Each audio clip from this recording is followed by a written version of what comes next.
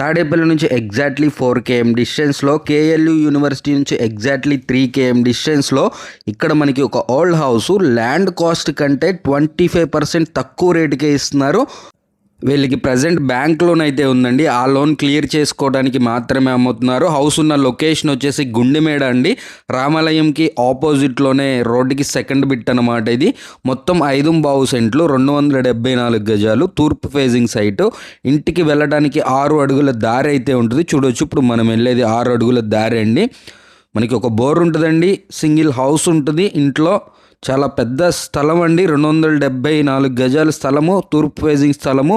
Old house ఉంది, దానికి rate వేయట్లేదు.